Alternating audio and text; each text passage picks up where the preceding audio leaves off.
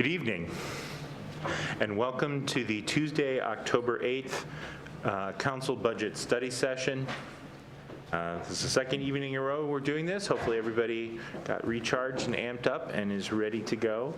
This evening we're going to continue with ID 0561, Proposed 2020 Budget Presentation, Department Budget Overviews, and Discussion Next Steps.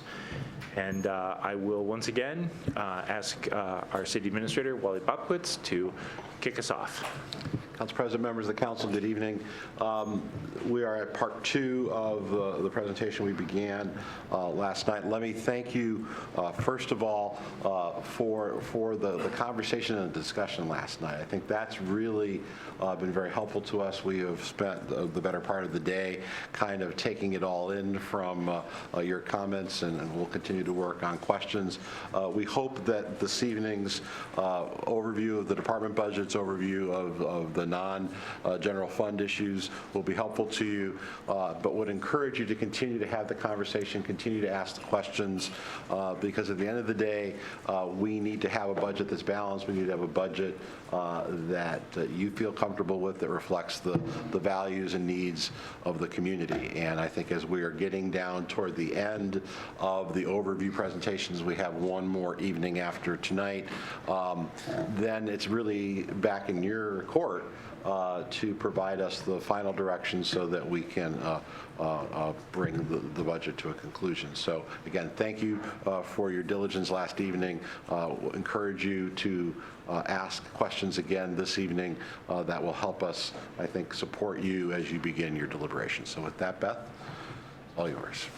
Okay, so tonight's going to be a little bit of shuffling the chairs tonight. I'm going to give the introduction, and then I'm going to turn the presentation over to Courtney Black, our budget manager, and Susie Monsell, our budget analyst, and they're going to tag team through the slides, and I will pop up as needed. So I want to just orient you to what we are going to go through tonight. Last night we went through the big picture overview and the overarching themes. What we want to do tonight is get, City Administrator Bobkowitz said this yesterday, we were at 50,000, 30,000. We're getting a little bit lower tonight. I would say maybe more 20,000 foot view of the department budgets, and you'll start to see how some of the themes that we talked about last night are playing out in the individual department budgets. So that's the plan for this evening. And don't want to dwell on this too much, but as a reminder, these are the overarching policy questions that guided our discussion last night. And while we're getting into more of the nitty-gritty details, these will remain the policy questions that we will be asking you to focus on as we continue our deliberations. And then with that, I'm going to step back, and they will come to the table and take it from here.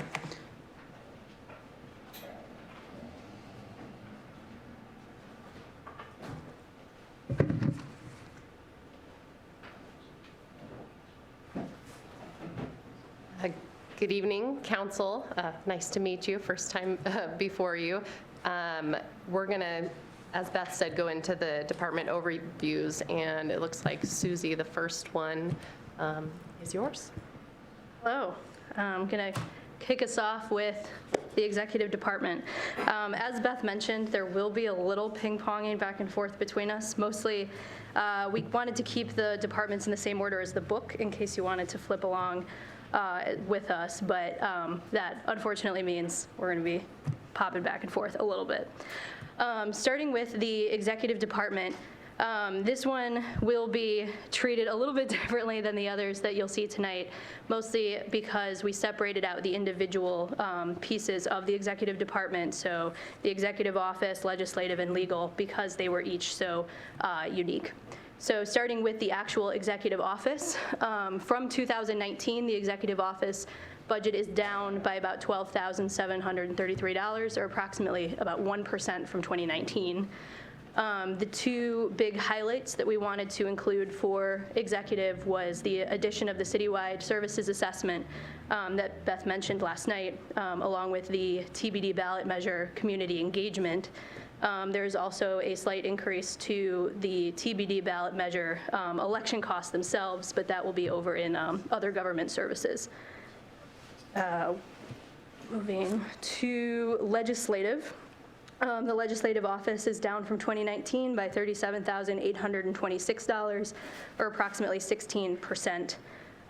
The highlight here is the elimination of retreat facilitation. So while the budget still retains funds for the city council retreat, these funds have been reduced. But the rest of the reduction from 2019 comes from small technical reductions to align the budget with needs, a recurring theme throughout the book. I'm sorry, can you say a little bit more about the reduction in retreat facilitation? Absolutely. There were a few pieces to that. Part of it was an actual facilitator. The intention, or the proposal for next year is to have that be conducted by staff, to have it be here in town in a city facility. Thank you. Absolutely. The next one up in executive is legal.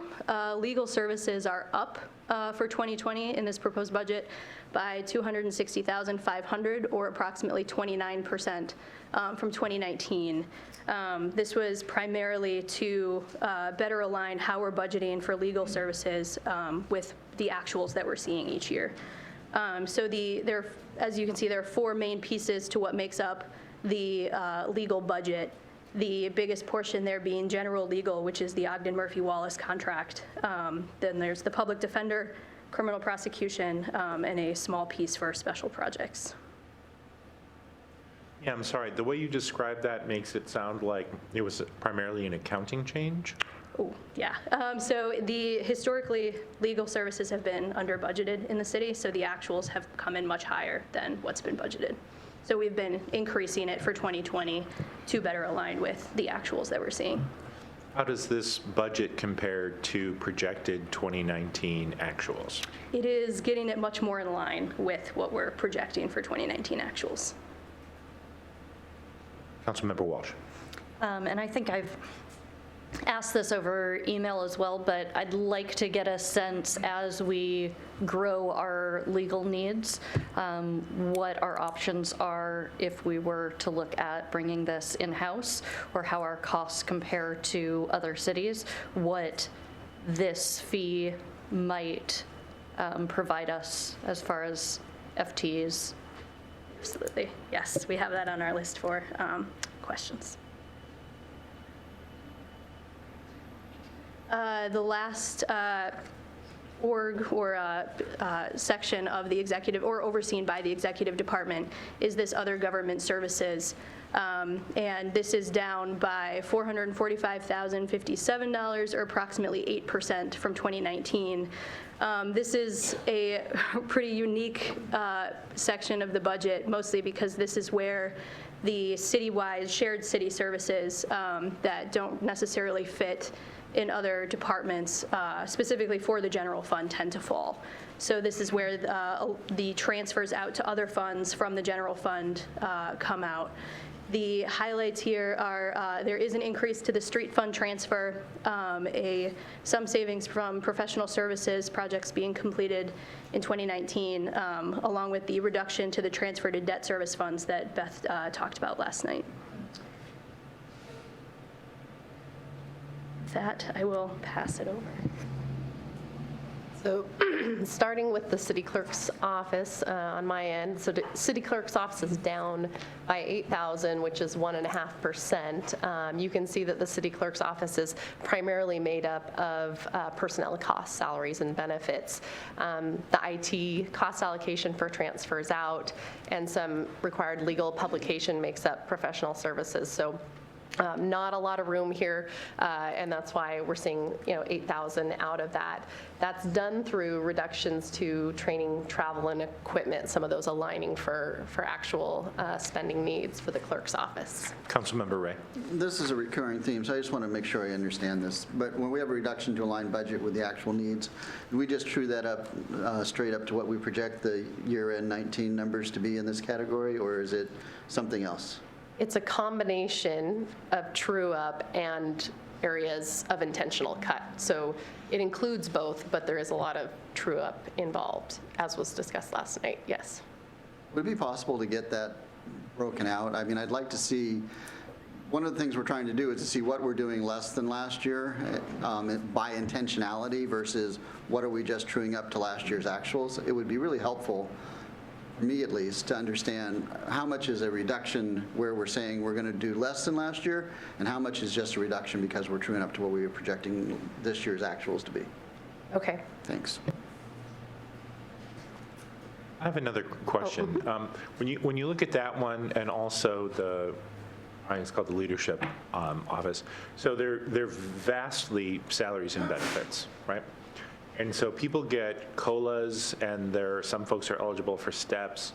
So on both of those, to reduce the actuals really has to come out of that little sliver, effectively, that's not salaries or benefits unless you leave positions open, right? That is a good highlight of the clerk's office. That is not much left besides personnel. Gotcha. Yes. And I suppose leadership is different because there's been some turnover in leadership. Leadership. Well, wasn't that the executive, sorry. Executive, okay. Yes. Sorry. Yeah, but that one's probably not apples to apples because the folks haven't been in the roles for a full year. We want to go back to that for you to speak to it? Sure. Okay. The next one? And I think maybe this gets to Chris's point as well, right? Is where are we actually like reducing, where are we tightening our belt? And where are we just figuring out, resetting our baseline on the accounting side of things? And I think, as we reflected the staff on the discussions last night, we want to make sure everyone is aware that the base budget already contains cuts.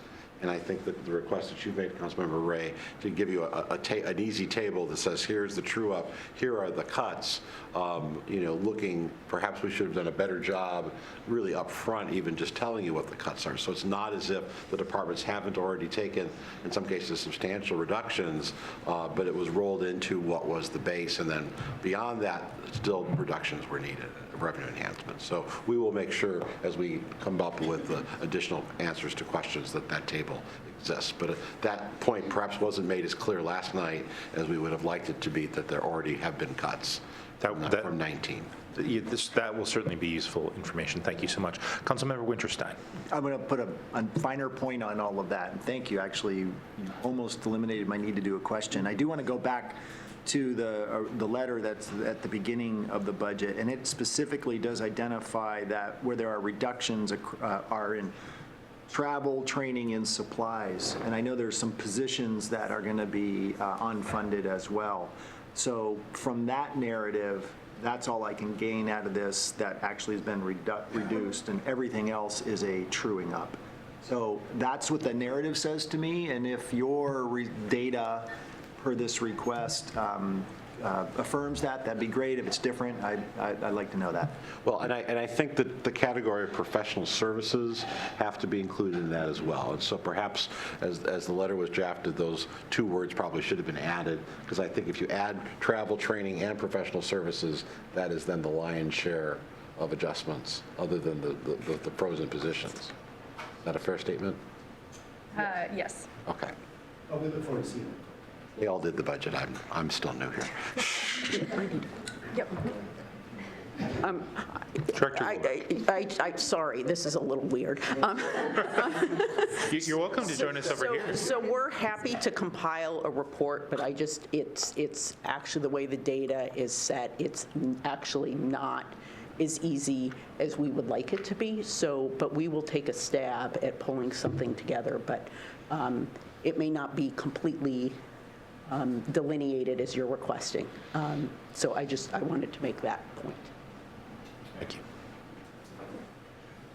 One clarifying piece on the salary and benefits as well. So I believe part of your question was around if salary and benefits, even though there were some increases due to steps or changing of positions and medical costs and things like that. As Beth mentioned last night, there was some cleanup done on how things had been entered into the system in 19 and how we were budgeting for certain items. So she gave the example of how we budgeted for vacant medical for vacant positions. And so a number of items like that from 19 helped bring a few areas down as well. So that accounts for some portion of, in some cases, in some departments, the update of personnel costs was a negative. In some cases, it was a positive. Where it was a negative, usually a good chunk of that was fixing of those pieces. Thank you. Councilmember Walsh. So on that same idea of figuring out what is kind of budgetary numbers moving and what's actual savings, just hitting on that exact point is I'd like a line item of which ones of those are from that, the numbers game of medical costs for those vacant positions and which ones come from the COLA 3% versus 5%, all of the actual changes. Okay. Back to clerks. So if there are no more questions on clerks, we'll move on. Communications office, this one is significantly down at $229,000 about, or 30% of the budget. The highlight here, though, is that that's significantly made up of completed 2019 projects. As was noted last night, that's professional services reductions that were not reauthorized that are represented as reductions. And so that's customer relationship management interface and national citizen survey that's done every other year. And so you won't see that this year. The communications office, the professional services that remain in there are producing the Parks and Rec guide and some citywide social media and such. And so again, significant personnel expenditures and then some IT cost allocation and those ongoing critical professional services in communications.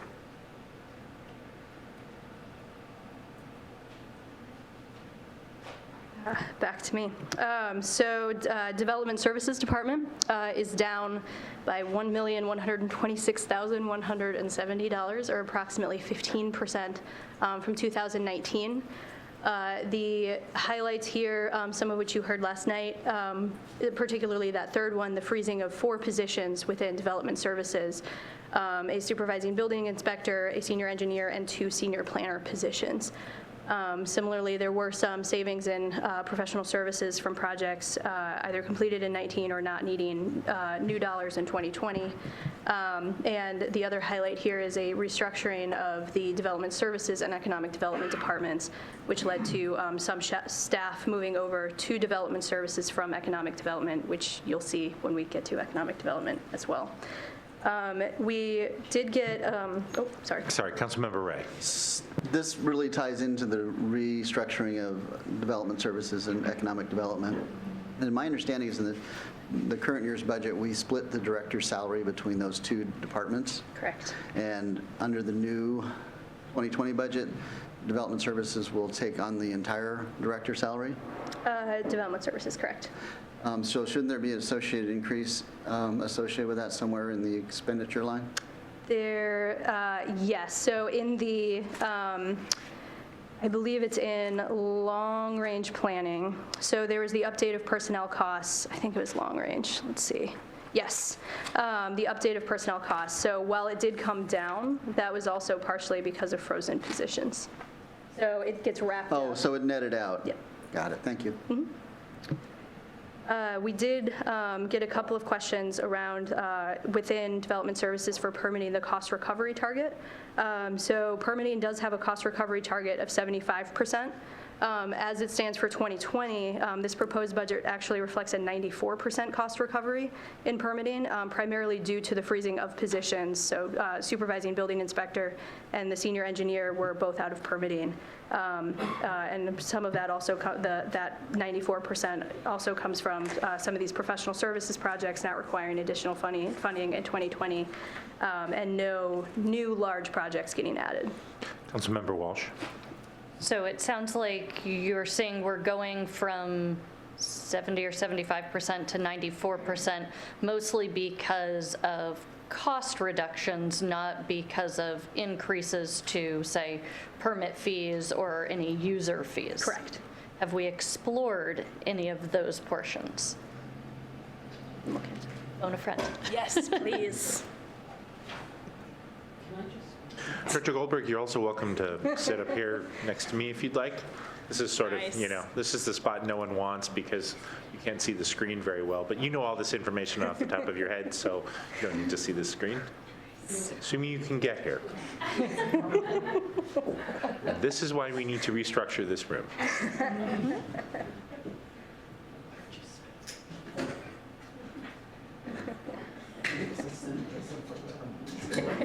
Happens to the best of us.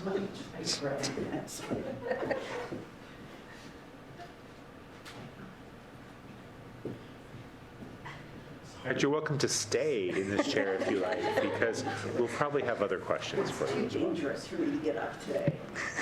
Then I have to drive home, so watch out. I think that actually speaks to, I think, one of the challenges with preparing this budget is that we are facing a budget shortfall that has been challenging to close. And some of the changes that you might contemplate take time to develop. So looking at permitting fees, things of that nature, are a process that requires input, some back and forth, and given the time pressures in preparing this budget, we haven't had time to have that discussion. So yes, we have talked about how we need to do this, but there wasn't time in the preparation of this budget to do that. So that is why part of the critical services project that we have been talking about, that City Administrator Bobkowitz has been talking about, is such a high priority. Is these are the very kinds of discussions that we feel like we need to have as an organization, but we just didn't have the time to do that is part of this year's budget process, and really the council needs to be part of that process as well. And so that, yes, it is something we talked about. No, it is not something we developed because we felt like we needed more time, and with this and other structural changes that may be needed to the budget, there just wasn't time to do that as part of this process. Okay. So, City Administrator, is that then part of the critical services review? Well, it certainly can be, and I think I would like to come back to the council once the budget is concluded to have that discussion. I think that it does not make sense to look at the entire city from top to bottom. We don't have the time, we don't have the dollar resources, but I would have to say that the development services overall will certainly be a part of that list. Councilmember Goodman. Thank you. The 75% recapture rate, but 2020 reflects 94% as a result primarily of freezing positions. Those are 4 positions. My question is that something that's freezing those positions, is that something that's sustainable throughout 2020? Because if not, then we don't get a 94%. So I was just curious how sustainable that is, and what is that something that we can handle in that department? I think, and it's an important question that you raise, that all of the 7 positions that we have put forward, could we do a better job having them filled? Certainly. But given the context of what we're trying to do, and that is to balance the budget, we've gone to the departments and asked the question, do you still think you can provide quality service with these positions frozen? And so the answer to your question is yes. However, under other circumstances, we would much prefer to have the positions. And so our challenge is your challenge. How do we provide municipal services in all city departments with the resources that we have?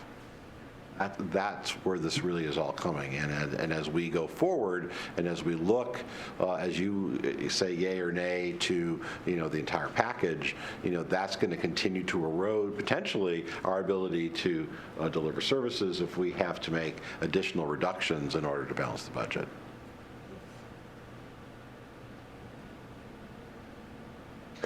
Councilmember Hunt.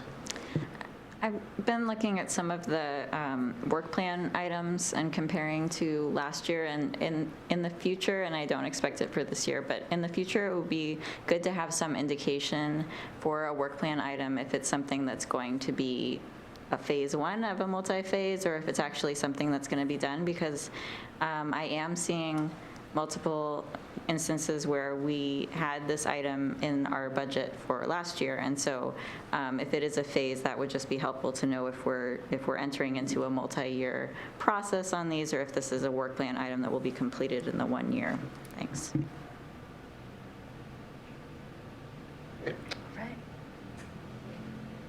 So as I mentioned, there we go. Economic development is next. So it is down by $349,819, or approximately 42% from 2019. This is the other side of the DSD equation that we just saw, that the restructuring of the two offices led to a reduction on this side of the equation. And the other piece of that reduction is that completion of the IPZ Sports Medicine Combine in 2019.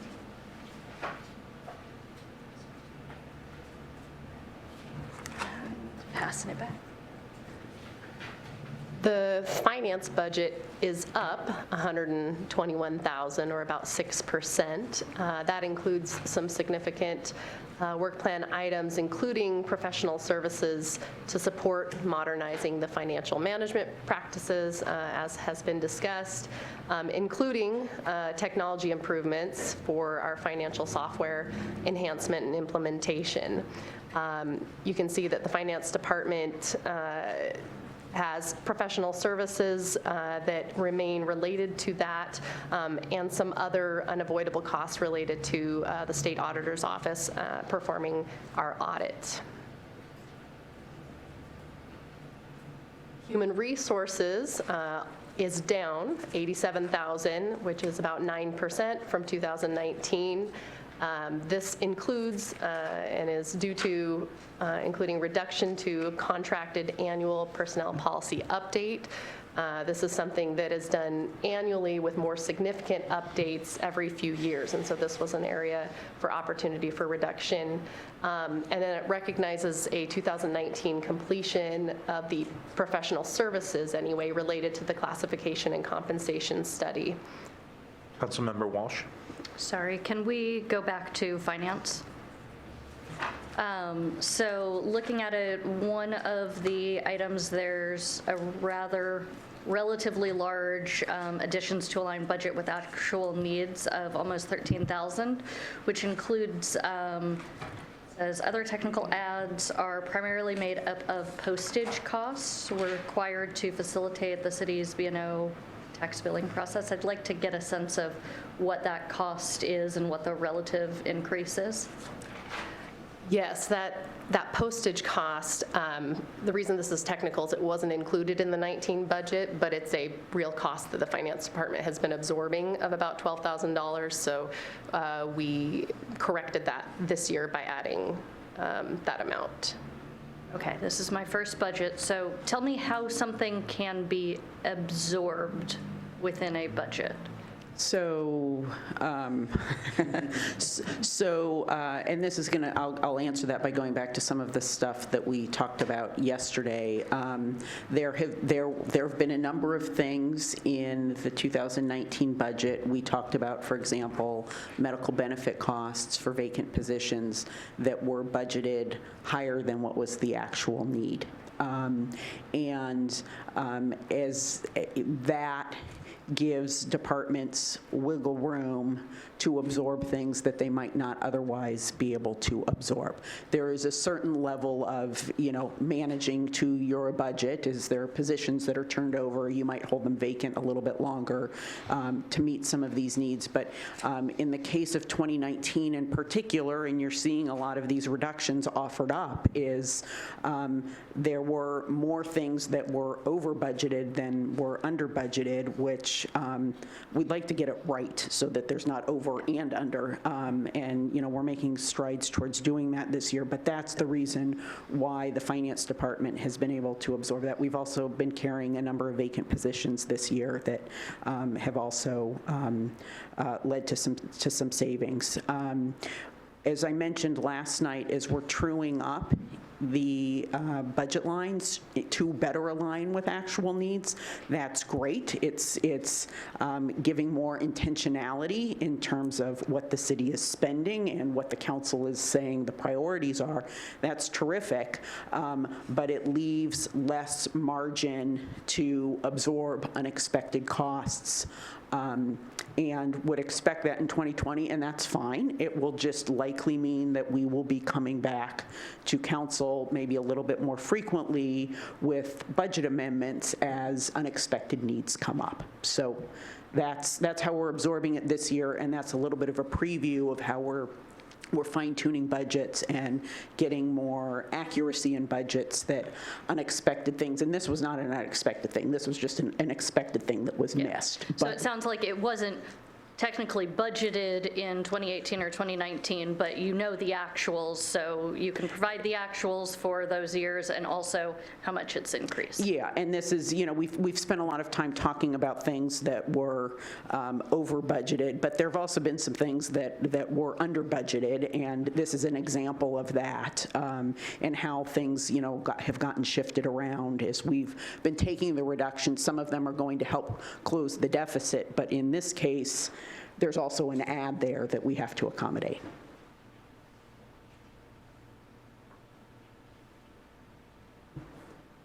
I was last on human resources, so if there are no questions on HR, we'll go ahead and proceed. I'm sorry, Council Deputy President Batiste.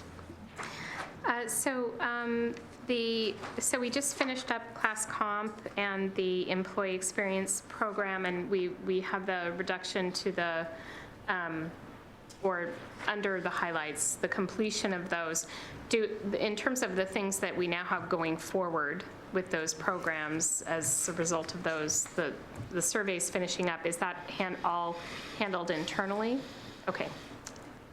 So the next steps with the benefit portion of the class comp study will be something that we have the data now, we just need to have the policy So no discussions. additional consulting work? Okay. Not anticipated. All right, thank you.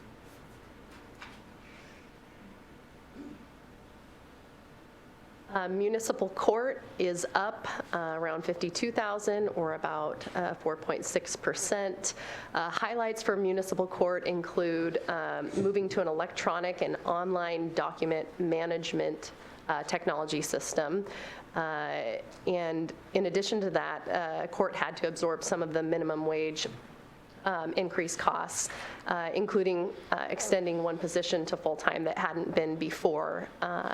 You can see that court is significantly salaries and benefits as well. And so as they've realized cost savings related to the, some of the savings related to going online and paperless, there were additional costs for that investment to get there. Councilmember Ray. This is another one of my generic questions, and I recognize that we're moving merchant fees from finance into all of the target departments. Do we charge people who use credit cards a convenience fee, and can we cover some of that? We do not. And that is, I'm seeing Andrea do some. It's some. But it is a discussion that as we're rolling out the utility billing program, that is a policy discussion that we need to tee up for all of you. Because as we utility billing is implemented in the spring of 2020. We will have the ability to accept credit cards, and utility bills are a little bit more significant than the cost of like signing up for a class at the community center. Do you know what the aggregate is of all merchant fees across all of the departments? We can tell you what we were transferred to, but Can you give me an order of magnitude? well, we need to, I'm getting some nods and shakes in the audience, take the so question. we need to get back to you. That'd be great, thank Yeah. you. Councilmember Hunt. Back to the postage question, I just wondered, in light of this conversation about paying with credit card, is there a plan to not have this postage cost for the B&O and allow that to be an online process as well for those payments? The B&O question is on a separate track from utility billing. We do have, as a work program item, moving to a different platform, but as of now, it is still very much of a manual process. But we are looking at some potential system changes there. Okay. Council Deputy President Batiste.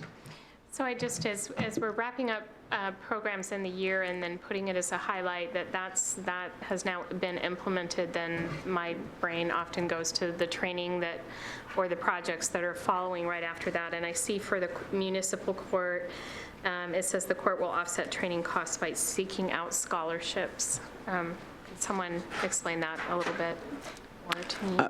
I could take a stab at it, and then if I don't do a good job of answering, maybe our municipal court administrator could step in. But there's scholarships offered by the state to offset local government costs, I believe through the Office of the Administrator of the Court, that we would take advantage of.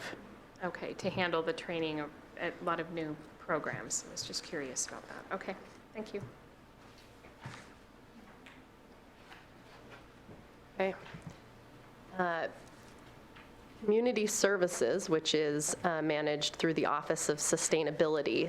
The Office of Sustainability has two sections. We'll get to the second section, which is in the Special Revenue Fund for Sustainability later in the presentation. This is the general fund portion for Community Services.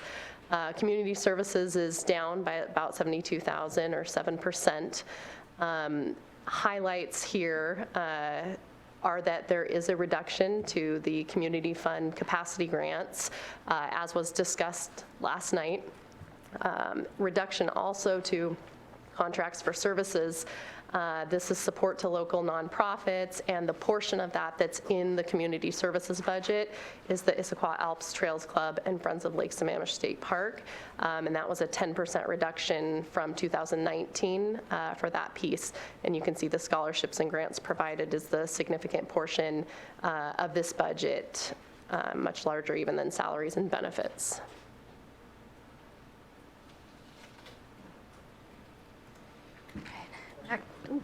Councilmember Winterstein. Could you go back, please?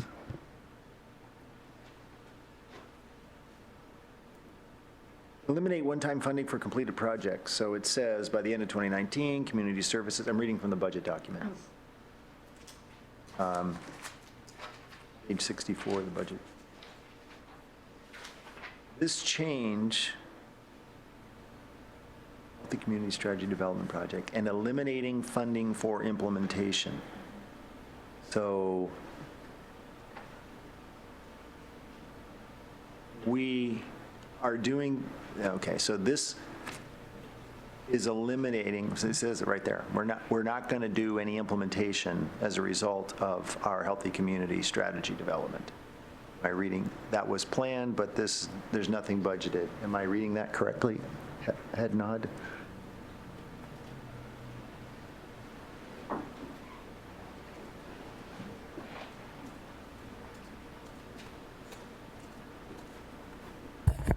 David Fujimoto, Sustainability Director. So there was two parts. So there's a completion of the Healthy Community Strategy and the money that was associated with that, and then there's money for implementation. And I think I spoke a little bit about how that's a strategic plan item, and for next year, there's not funding that's budgeted or proposed for budget for implementation, in part because we're still in the process of working out the strategic plan, and any work that we'd anticipate doing next year would be staff-led. So I think it's probably more appropriate that it might say, I don't have the book in front of me, but that the funding is non-labor funding for implementation is not proposed for next year, rather than funding for is eliminated, if you will. Does that help? There may be some implementation efforts, but they will be carried out by staff. Correct. Okay. Thank you.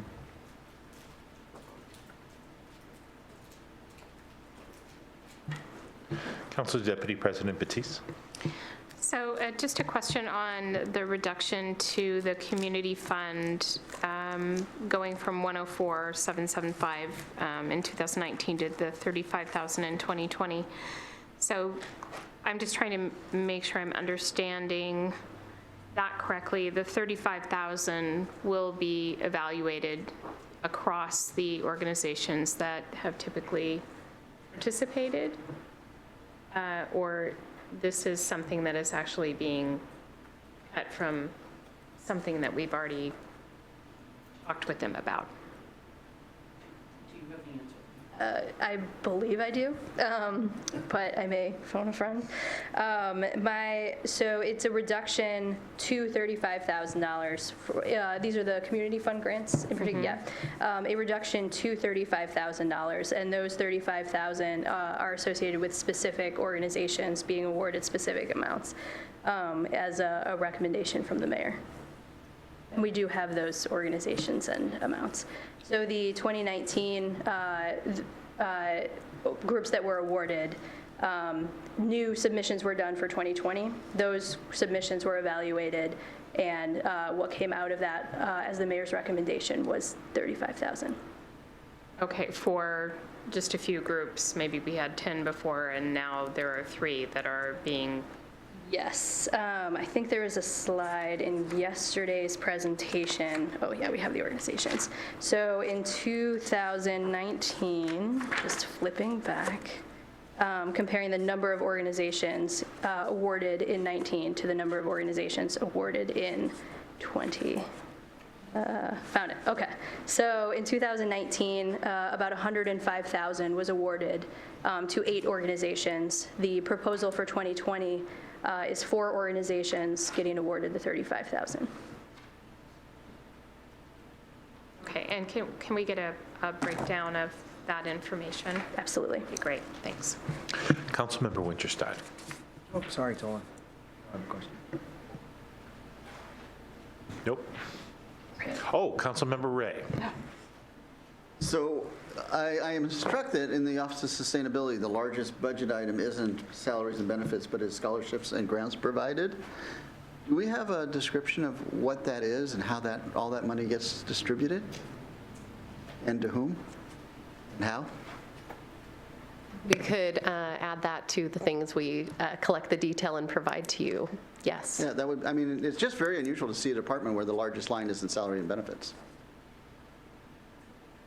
We will follow up with that detail. Councilmember Walsh. Along that, I would love to have an understanding of how the Office of Sustainability's funding is broken out between this portion, which is in the general fund, and then another portion which has another special revenue. And how that, well, for me, this is my first year on it, why, and how that decision, how that breakdown happens. Why don't we get to the slide and then we can City Administrator, your mic wasn't actually on when you made that comment, so if you could say it again for the Certainly, I'm benefit of sorry. folks at home. Why don't we get to the next slide, and when we're at that slide, then maybe David can come up and give a little bit of background. Councilmember Hunt. Are the scholarships and grants provided, are those all external? Or are they also scholarships provided within the organization. Maybe this is for later, but it would be, Look it up, but you might. Let's phone a friend. Director Fujimoto. Thank you very much. So the vast majority of that is human services grants. So there's approximately $500,000 that are given to a variety of agencies for human services. okay, and then is it all external? So scholarships would also be external? That is just the budgetary category, but there are grants. So there's So not. it's all grants? It's all grants, yes. All external grants? Okay, thank you. And then, if I might, so the other question was in regards to the split between this part of the Office of Sustainability. So this is the human services portion of the department. So this is strictly the human services piece. All the other functions are in the other element. Member Walsh. And so just to clarify, I think what we're hearing is the Health and Human Services grants are not decreasing. There's no proposal to decrease those. What is decreasing is the community fund capacity grants. That's correct. So there's human services grants, which are being held at the current levels. There's capacity grants, which are being proposed to be reduced. And then there's contracts for services, which are being proposed to be reduced by 10%. Councilmember Hunt. Human services grants, though, isn't that on a two-year? They are on a 2-year cycle. But we wouldn't yet, since we're budgeting this year, we wouldn't be considering. So this would be the second year of the cycle for 2020, and we would be doing an RFP in 2020 for the 2021-2022 cycle. Okay, but, so when you say that they're being held at the same level, is that for the next future year, or we don't yet know that because that would be in the next year's budget, right? Okay, Correct. That would be the subsequent year budget. yeah, thank you.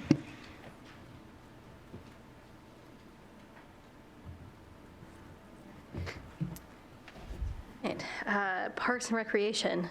So the Parks and Recreation Department spans many orgs, so I just wanted to highlight what's included in there.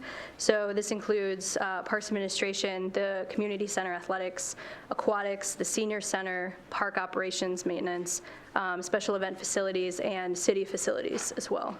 So all of those combined in the Parks and Recreation Department are down by about $884,000, or approximately 8% from 2019. The highlights here, was another department with a frozen position, in this case, a facilities coordinator position in city facilities. Much like Municipal Court, Parks and Recreation also has an increase to reflect the new minimum wage. There were some savings from professional services here as well. The community center reduced hours of operations that Beth highlighted last night as well, and as well as a restructuring of the aquatic staffing model to better reflect the needs of what's needed at the pool. Councilmember Walsh. So I understand this talks about eliminating one-time funding for certain projects. Are we still, do we have funding for the three-major park strategic plan, whatever that's being called? Is that funding here? Yeah, in capital. So there is, I believe, I may need to phone a parks friend, but I understand that there is an amount for I'll let him take it. Don't want to risk taking a stab at it. Yes. Director Watling, welcome. As he was already on his way up. Thanks. Jeff Watling, Parks and Recreation Director. Susie, you would have nailed it. Those master plan efforts are budgeted in the parks capital budget. So it's not reflected in the operating budget that you're seeing here. The plan? The cost of the plan? The master planning work. Well, yeah, the plan behind kind of the idea of those parks. Of those three specific parks, the Issaquah Creek Corridor, Tibbetts Valley Park, and Memorial Park. Yes, there is within the Parks Capital Budget 2019, you'll see Parks Master Planning funded as a project, and it's funding those 3 site-specific projects. Councilmember Ray. So forgive me if you guys sent out a revised page, but in the budget book, page 69, is there a new page that I just don't have? Yes. Okay, then I have no question. Councilmember Winterstein. I apologize for going back to this topic again, and explain for me again the concept behind eliminate one-time funding for completed projects.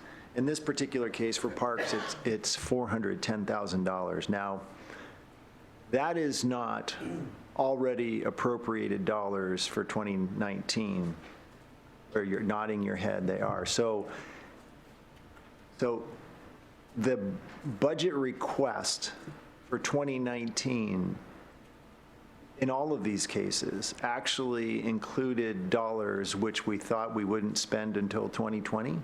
No, they included, the 2019 budget included allocations, professional services allocations for departments, not just parks, but other departments to do projects. In these cases, one-time projects that had a finite period of time. And what you are seeing us capture in for the 2020 budget is the savings, basically sweeping that money back because they're going to complete those projects in 2019 or won't need additional funding to complete them in 2020. And so we're able to capture that money back.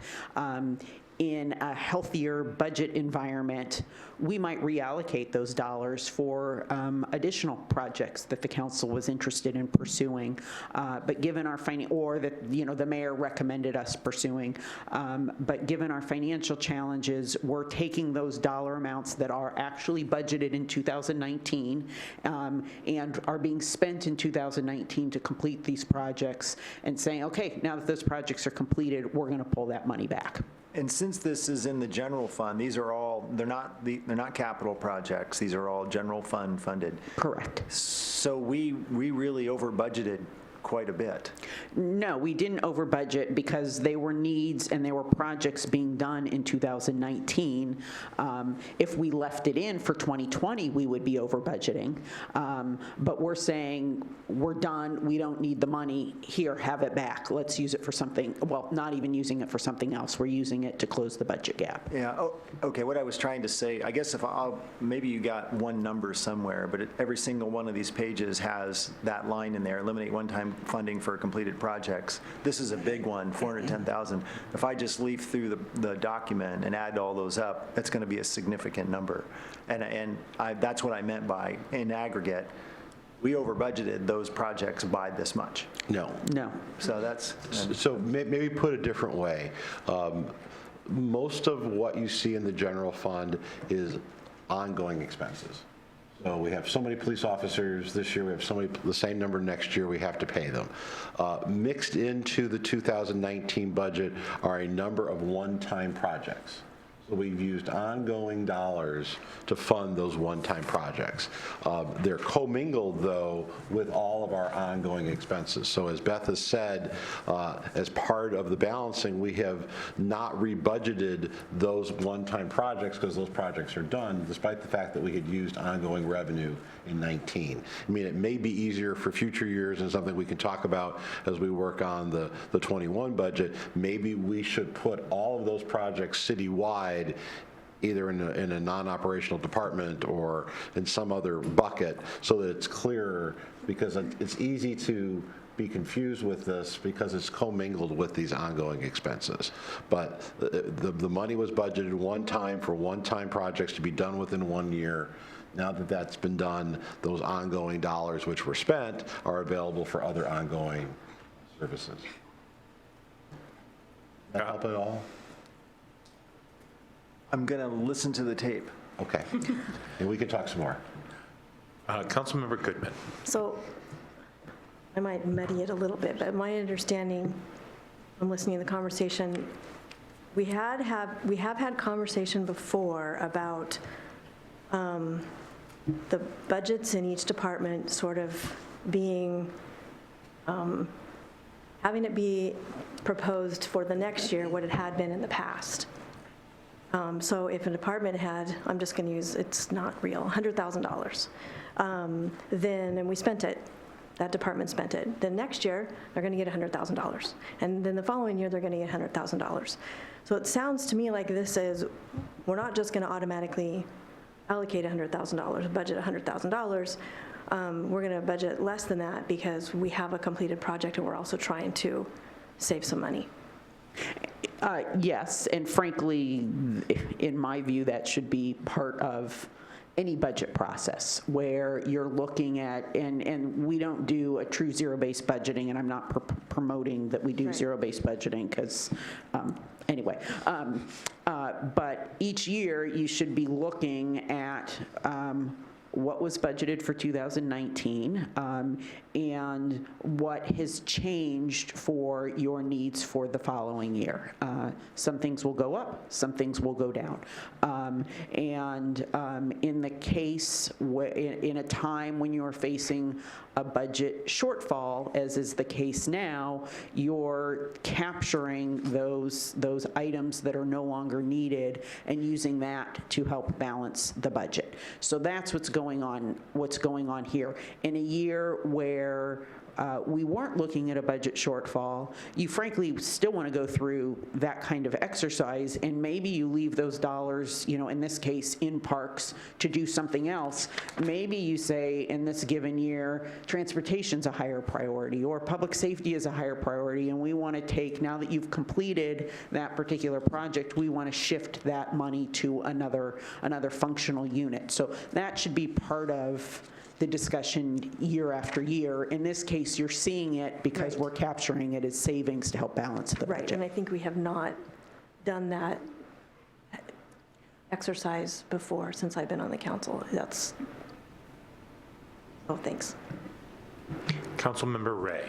So what I think would be really interesting to do going forward, and I'm not at all suggesting it for this budget, but where we have something that's ending, like these projects that are completing, to show the reduction, but then if we're allocating new work or new dollars for additional work, to show that as an add, and then we can get in the habit of showing both the reductions and the additions, and instead of just netting them out into a number or no change at all. Yeah, correct. So in terms of a budget process, and this is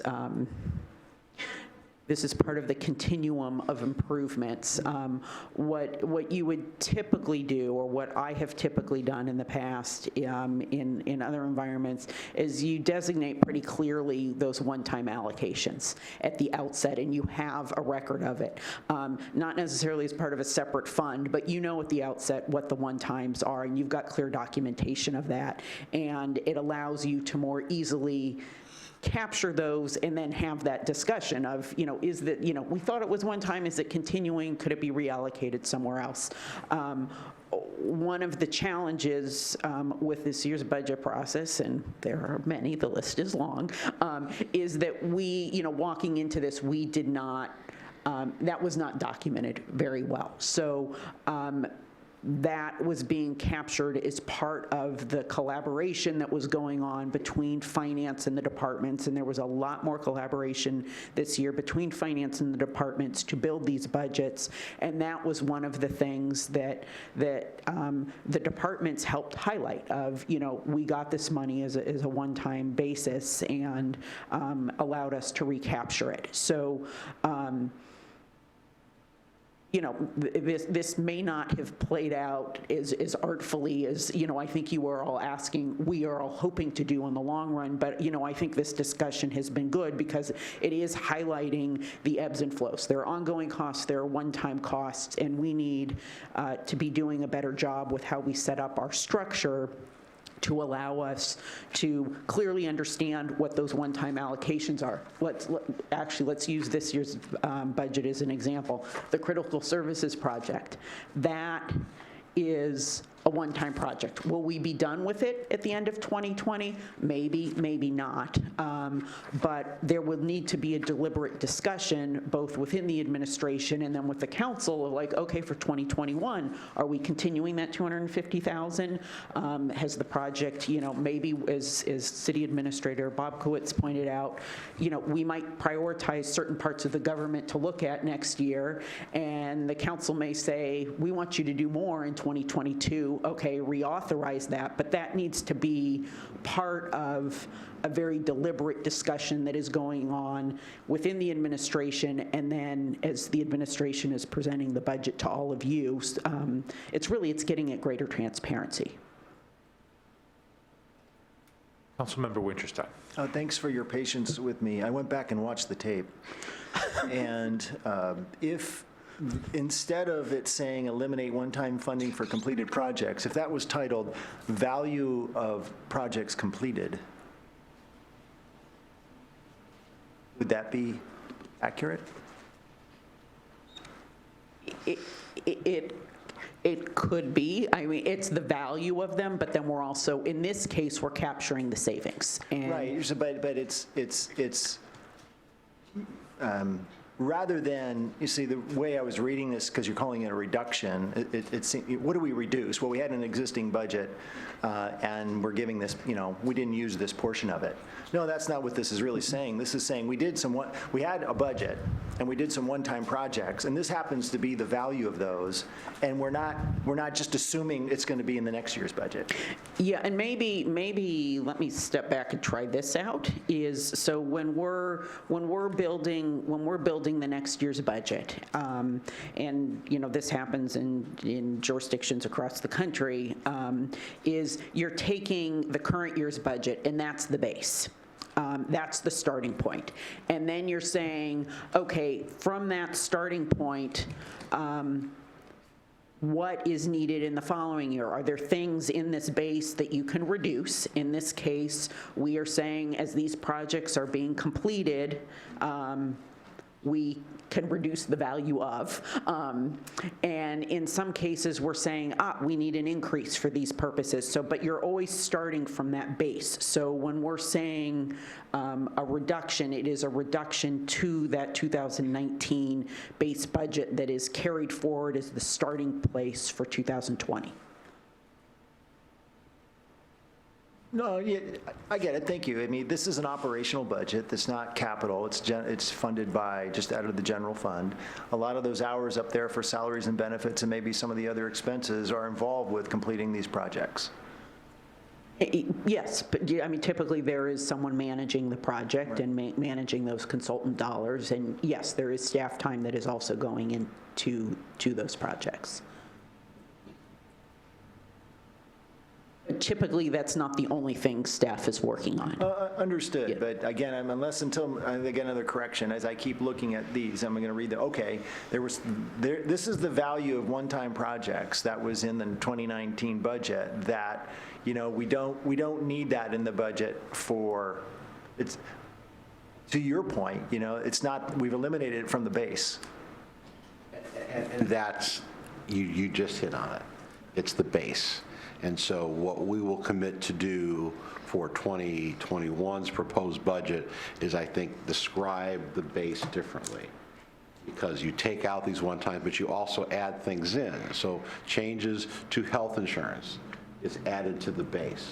Just assume it's an expense you're going to have as long as the number of positions that you have remain. Anything that's increased to health insurance, for example, gets added to the base. So I think perhaps, Council President, just to kind of bring this section of the conversation to a close, we will commit to better describe how we get to the proposed 2021 base next year so that hopefully we can eliminate some of these questions in the future.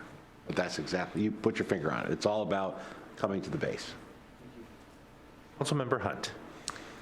A little bit different, but I had a question about, and it's based partly on a question that we received in an email about the cemetery fees, and if there's an increase that's included in cemetery fees, and if that's reflected in the budget. And if so, I also didn't see any mention of that change anywhere in the budget. might be away. So Okay. the cemetery, I'm not on. Sorry. The cemetery is in a separate fund from the general fund. Okay. Yeah, so the fees are reflected there. And we'll get there. Yes. Cemetery fund. Okay. Yes. I was just looking for it in the Parks and Recreation. And then I did have one other question on the senior center. So the senior center 2019, the 2020 proposed budget is 22% increase from the 2019 adopted budget. And I wondered if that could be explained, and if that is going to be going forward, that will be the expected rate. Senior Center this year had a new grant, or an increase to a grant of about $37,000. So there's a line in the addition section, that's the Senior Center grant, additional related expenditures. So that $37,000 in expenditures is offset by new revenue that will come into the general fund. So that addition is on top of, without that $37,000, they were, and those adjustments to personnel and small, and I believe that 16,000 of the adjustments to align budget with actual needs is things like insurance and little things like that. But their actual operating expenditures were flat from 19 to 20. It's that 37,000 in particular that's increasing it, which is offset by revenue. There's the question. I'm not following Sure. how the 37, so what I'm looking at is 539,000 in 2019 and then 655,000 in 2020 proposed. So it's a Yes. big increase Yeah, there are percentage-wise, and it's more than 37. Yeah, there are three buckets that we identified for additions to the senior center. Okay. The last one is the update of personnel costs, and like other departments, it was just the little fluctuations adding up. And the adjustments to align budget with actual needs were small adjustments to professional services, supplies and equipment, IT cost allocations, little things like that. But the other large increase of $37,000 on top of that is offset by an increase in revenue. There's the question. We can also provide more on that. I think it would just be good to understand how much we expect the senior center to be costing, because it is a relatively new cost that is in our budget. And so just to understand if this 655 is more representative of what we expect the future operating cost to be, or if it's more 539,000, because that's more than 100,000 difference. And so I'm just trying to understand which is what we expect the operating cost to be and to be going forward. Sure. We can provide a more detailed breakdown. Councilmember Walsh. So to double down on that, anytime we have outside grants and revenues that are coming into something like this, I always look at that and go, is there going to be scope creep in saying that in 2020, we're going to provide these additional services? If that grant is not there in future years, are we committed to decreasing the same amount of services? So do we have a set idea that money funds these services, and if that money doesn't come in, those services go away? Yes. So fortunately, this senior center grant is, I believe, a 4-year grant. So at least with this one, we are able to plan out a bit in the future, but understanding your point for the other additions as well of those revenues. Or even at the end of the 4-year services, because that's almost a little bit worse, because then somebody gets used to a service that has been there for 4 years, and if if there is not clarity that that's tied to that revenue. Sure. But I would say that your instinct is correct, that even if there is clarity that is tied to the revenue, the expectation is that it continues.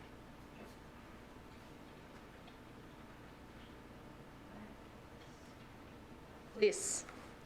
For 2020, the police budget is down by about $84,000, or approximately 1%. So the main highlight here is that we did do a shore up of overtime expenses, particularly in, I believe, patrol and dispatch services to shore them up with what we're seeing on the actual side. So much like with legal, where we were looking at what we were seeing for actuals, we increased these to reflect that we'd been historically under budgeting overtime.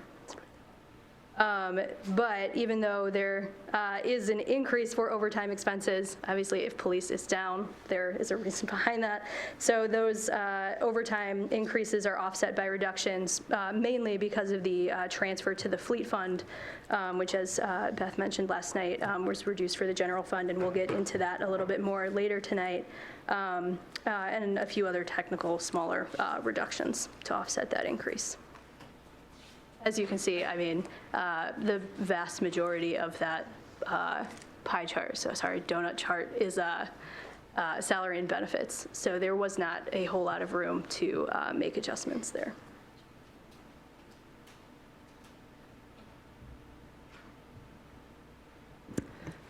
Support services, excuse me, is down $126,000, which is 21% from 2019. This includes negotiating a new mail machine contract and the related savings from doing that. Additionally, that significant reduction includes freezing a vacant support assistant position.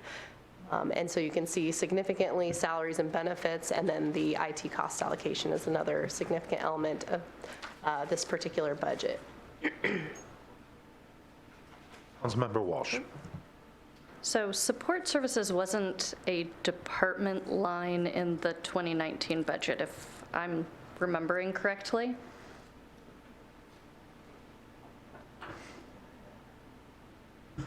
I believe it was, or was it rolled up into? It was likely rolled up into executive. That's what I was going to say. Okay, so I would just like clarity on if all of this cost was in executive previously, or if some of the administrative that's now in support services was serving other departments previously. So we'll confirm it's an apples to apples from the 19 to 20 services included. Okay, with that breakout. Councilmember Ray. So does the support services office support EWO and PWE and other enterprise-funded departments? Do we do cost allocations to the enterprise funds then? Go ahead. Sorry. It's on the personnel side. So each employee in support services and in other departments as well, depending on their activities, are allocated to those specific funds. And so this number here, the 477,000, or 76% of that represents the percentage that's going to the general fund, and then there's some other portion of that going to enterprise funds? Correct. Got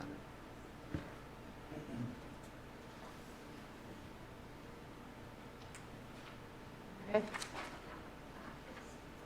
So Eastside Fire and Rescue, the interlocal agreement, while this does not have a dedicated page in the book, we did want to highlight here that the contract, much like in previous years, it does go up for the Issaquah portion of this interlocal agreement.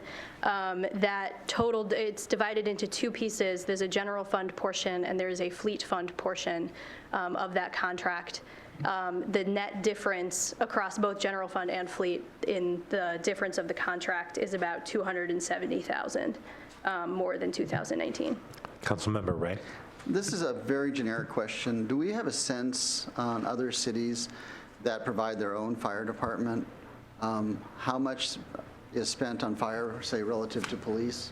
Just to give us a benchmark to say, yeah, EFR really makes sense and it's a big cost savings for us? Thank you.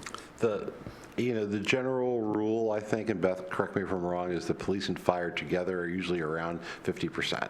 And so that that in Issaquah, those numbers are less than that, I think is notable. Yeah, I know that we're about 9 million for police and we're 7 million for fire. Is that a reasonable ratio between those two public safety functions? We can look at other cities, it depends, some places it's, can be even higher than 50% depending on the health of their underlying revenue streams, so. Or crime. Or crime. Yes, so it would probably be best that we do a quick survey of nearby jurisdictions, just to see what's out there. Is a point of comparison. It would really be very helpful. We're about to go into the Eastside Fire and Rescue budget season also, and so I'd like to have some data for Councilmember Goodman and I to have that discussion. Councilmember Walsh. So along those lines, the idea of our police department being internal is seeing a 1% reduction in budget, whereas our EFR contract is going up. Just something to note, and then also for a personal standpoint, I need to have a better understanding of how that contract is made and what our levers are, what our opportunities are.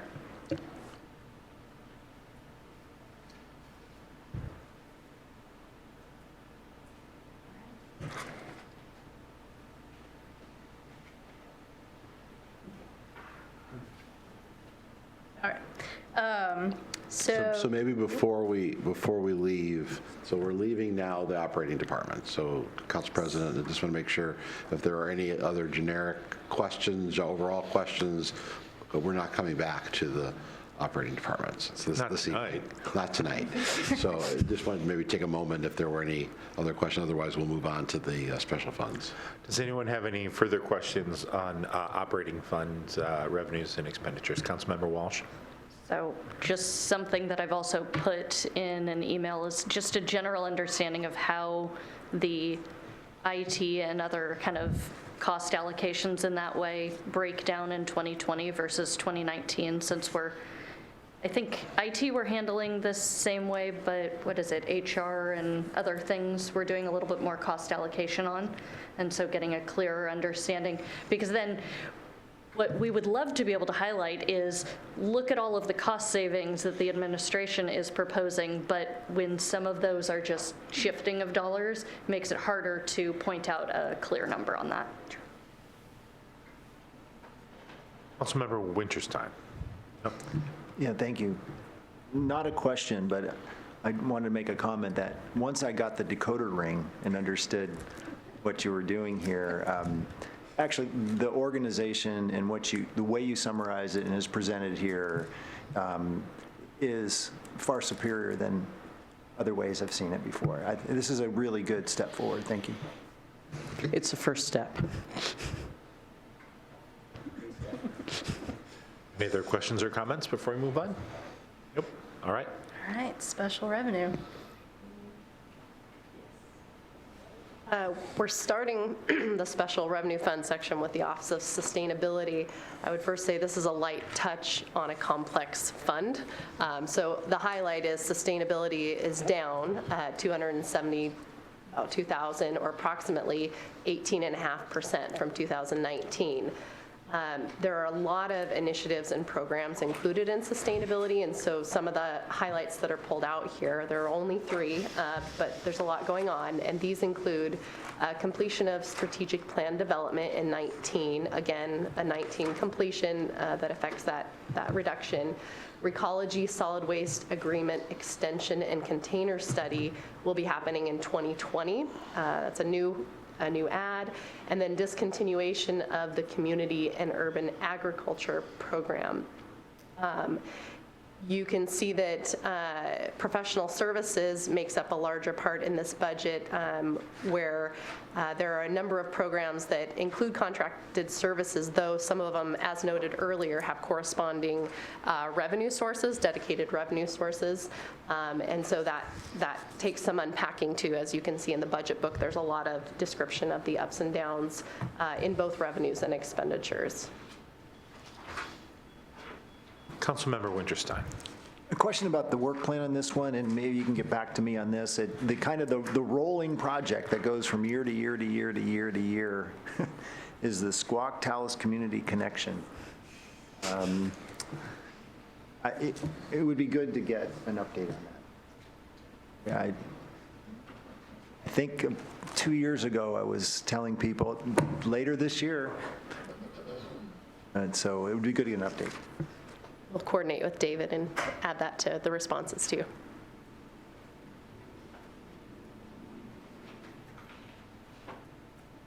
All right, another light touch on a very complex fund.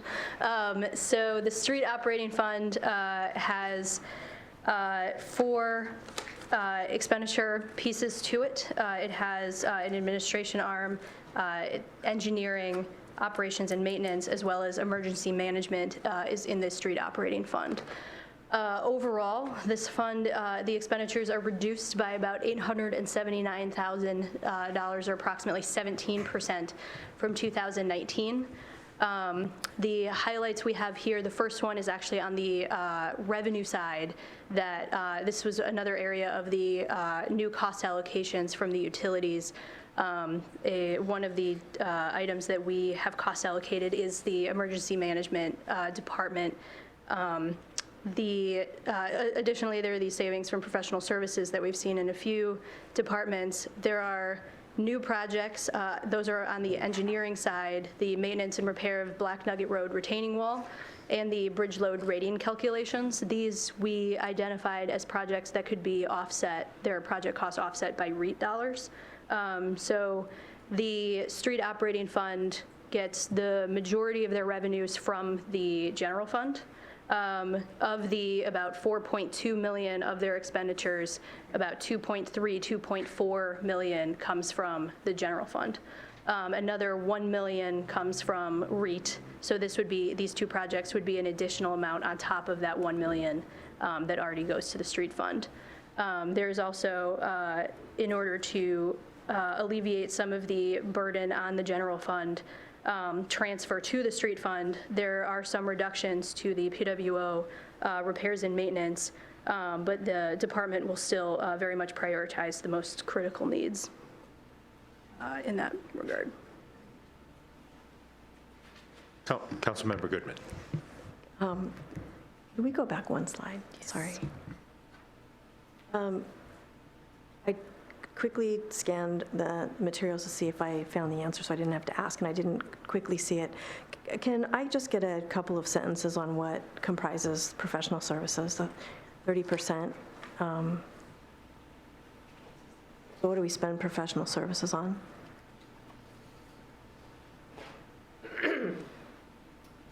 Can we get back to you on that? There's a lot of line items in there to summarize right now. Might not be efficient. Sure.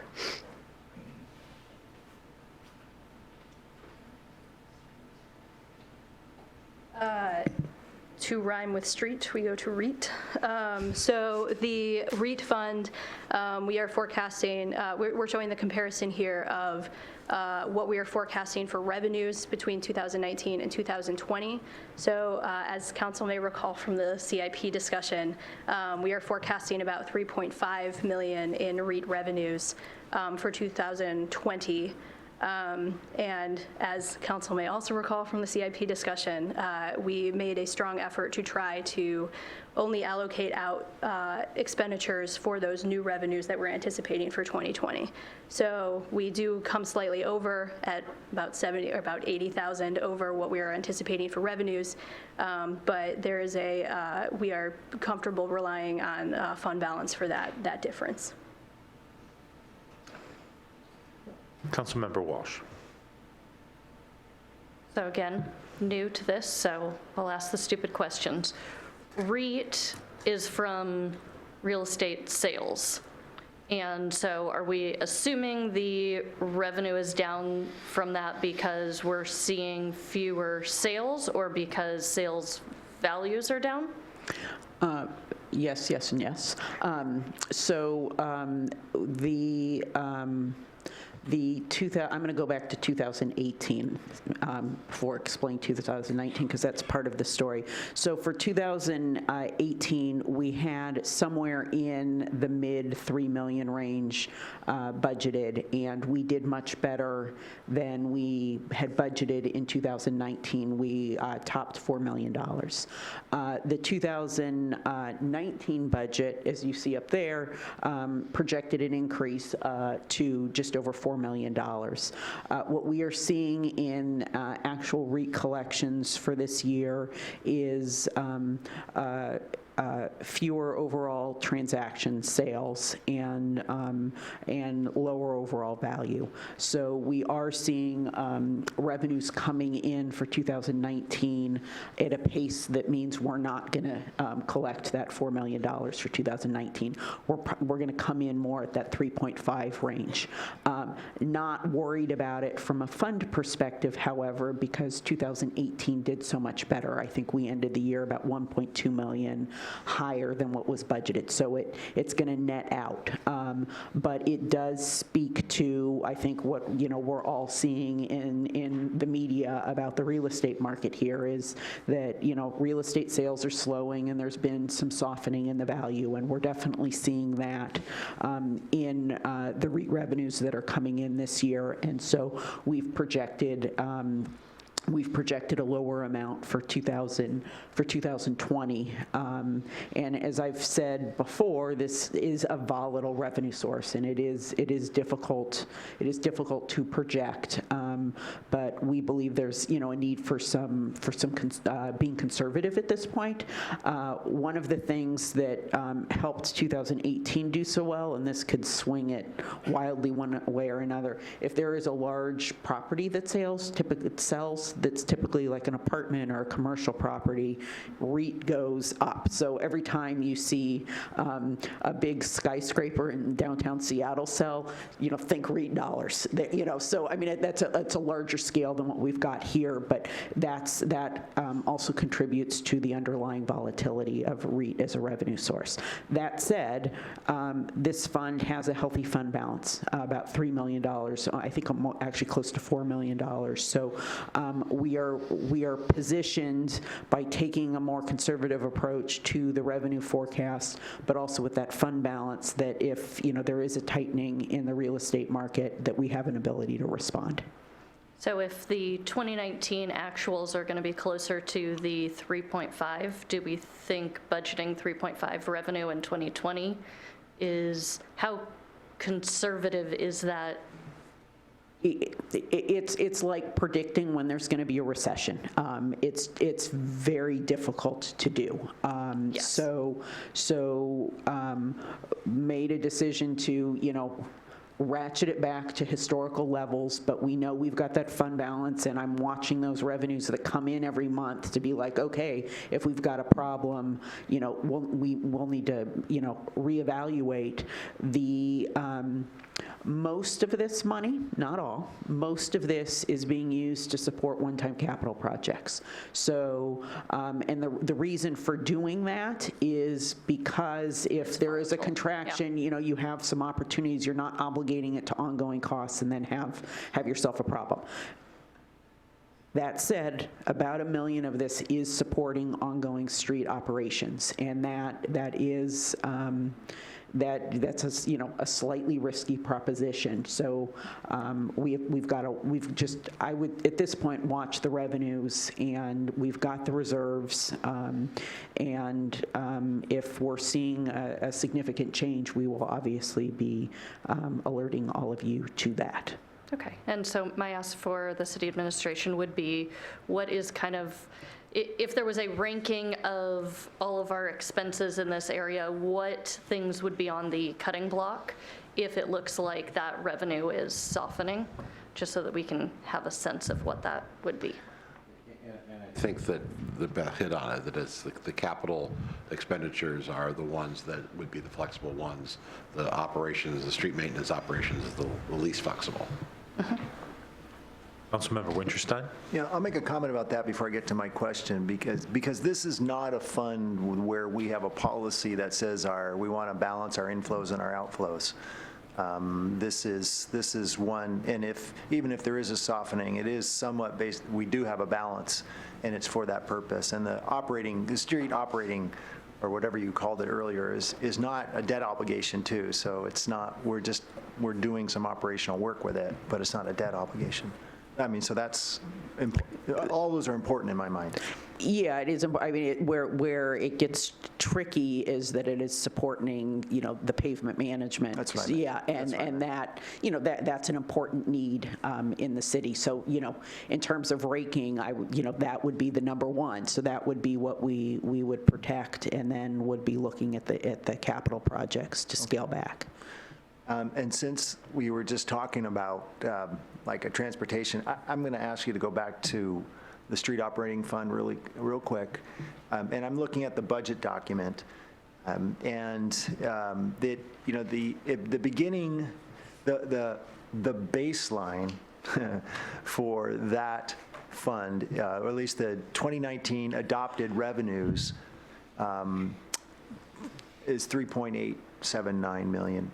We talk about additions and including a transfer in from the general fund, but that increase of 372 from the general fund is just an increment on top of some other amount, which we don't see that number in here. And I know that we have a financial policy that guides what we take from general fund and put into street fund. And if I, just for transparency, I'd like to get kind of a statement or the information about how the general funding of this fund, how it aligns with our policy. So I think there's like a percentage that we say, we're going to put this so much from general over here into street, but I don't know what this percentage is. We can look into that, but in terms of the total amount going, there's $2 million in the base budget. From the $2 million that is going from the general fund to the street operating base budget, that remains. So that was 19 to 20. That That's remains. the base. And then added to that is the $372,000. Yeah, and so it was the $2 million number I don't see on this page, and I'm wondering, then that total amount is $2.3 million, and I know that that's guided by a financial policy that we have. I believe it is, that total amount. I'm getting a little bit of a nod. Yeah. Thank you.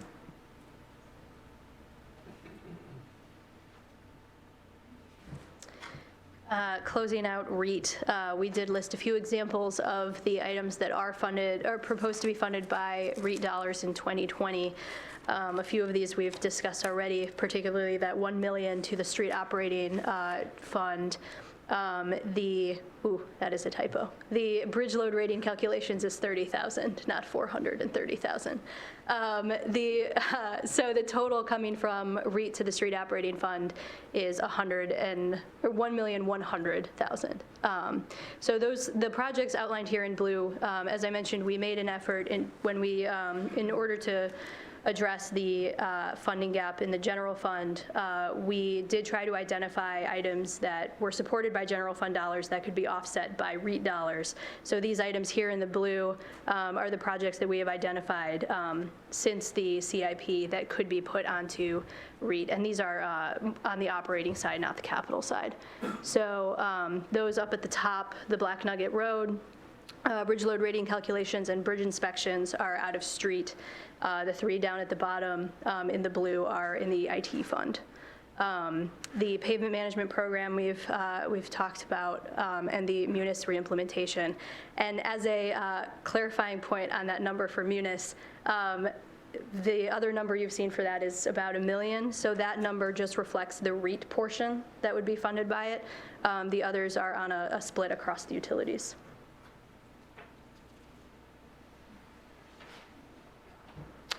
Mitigation, continuing the CIP rehashing. So the revenue Actually, here. I'm sorry. Oh, can sure, you back this absolutely. up? So we've seen an outlay for 1.3 million-ish from Munis out of general fund. No, so we were showing in the other slides 1.243 million, or maybe 234 million.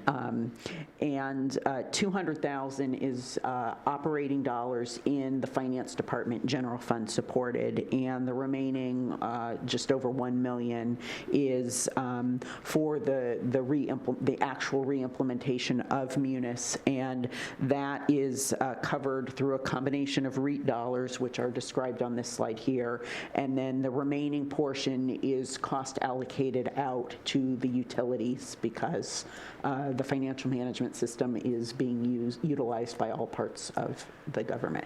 You've answered my question, which is that the 1.24 million includes this $860,000. It does, correct. Thank you. Councilmember Hunt. Well, Council President Martz had asked for the breakdown of how much we've spent on Munis and what that money has all gone to, and I just really think that would be helpful. Yeah, we are working through the questions, and we'll get you responses as quickly as we can. Councilmember Winterstein. Quick question, has that re-implementation project started? Yes, so I gave you all an update in April that we were bringing on consultant resources. GFOA has, Government Finance Officers Association, has been on site several instances since then and is working with finance staff and subject matter experts within the departments to do process mapping of our various financial workflows and processes that are gearing up towards a scope of work that will guide the Munis reimplementation. We're expecting that report from the GFOA in November, and that will form the basis for discussions with Tyler Technologies that manages Munis about the various component parts, what our needs are for that reimplementation. So work is very much underway. They were here, I believe, last week meeting with departments. They're going to be back again next week to finish up some of the last remaining pieces before they get us that report in November. So the process re-engineering and the best practices improvements are categorized under re-implementation?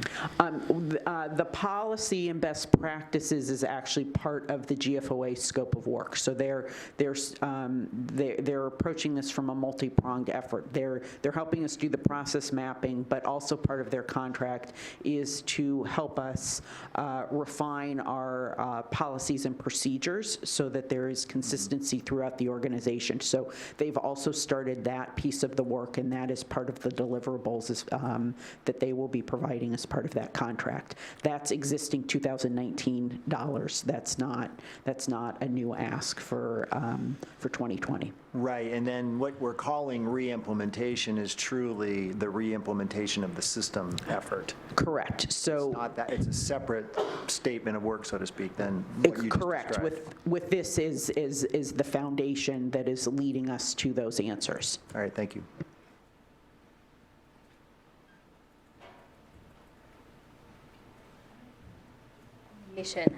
So as council may recall from the CIP process, there are certain buckets of money within the mitigation fund, different types of mitigation and impact fees that the city collects.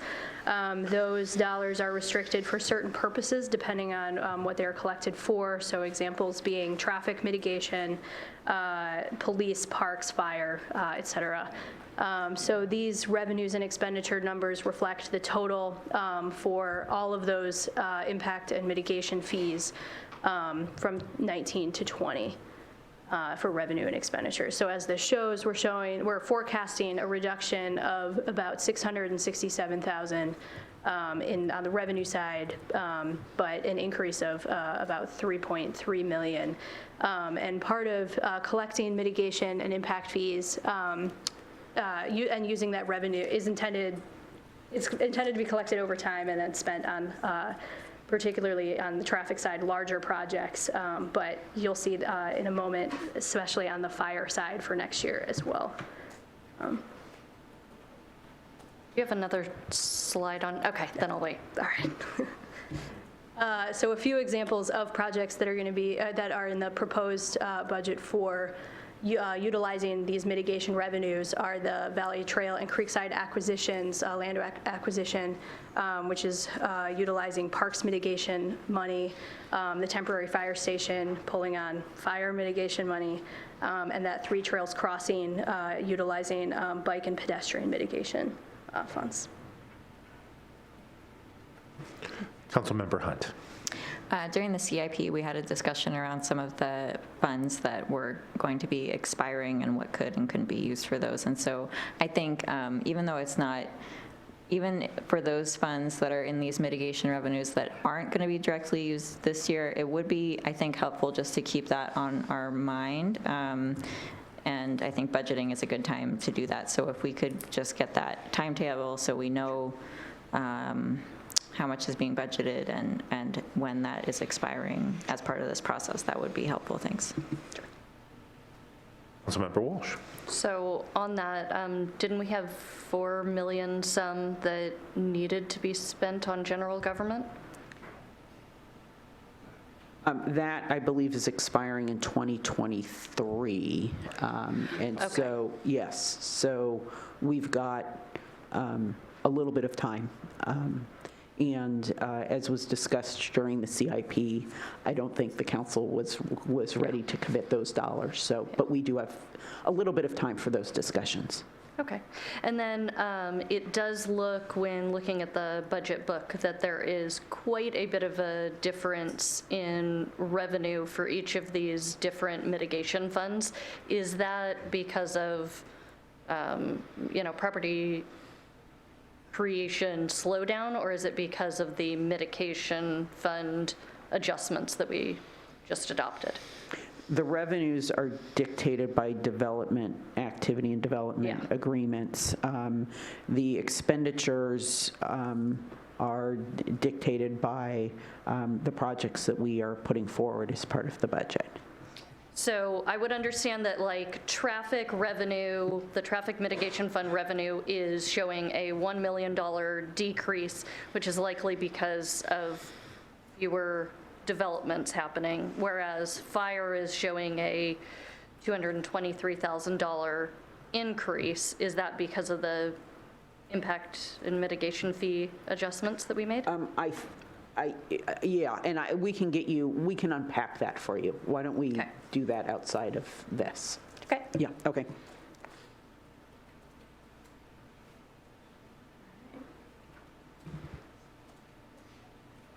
So our last special revenue fund, we're covering the school zone safety fund. This one's a bit of an oddity to compare to 2019, simply because there are identified capital projects for the 2020 budget, and there weren't in 19. And so it's up by $900,000 in order to include those eligible projects that we've noted here. Ongoing, this fund receives cost allocation from police and court related to case management and supporting activities for these speed zone cameras. And so the 43rd Way and East Lake Sammamish Parkway Roundabout and Newport Pedestrian Bridge and Raised Intersection are getting a transfer out from this fund as an eligible source for those capital projects.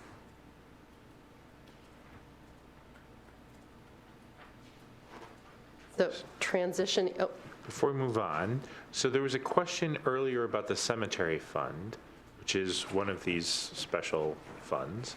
And there was a statement to the effect that we'd be talking about cemetery fund later. Was that what I heard? No, we're not talking about, because the question that I had was fees, cemetery fund. Yes, so in the interest of time tonight, we aren't going through every fund, but certainly if wanted more information on the cemetery fees, particularly the cemetery fee increase, we can. Are we contemplating a cemetery fee increase? Mm-hmm. That would have gone through the cemetery board, would it have not? Yes. I took a look at the cemetery board minutes for this year and saw no such action reflected. When did it take action?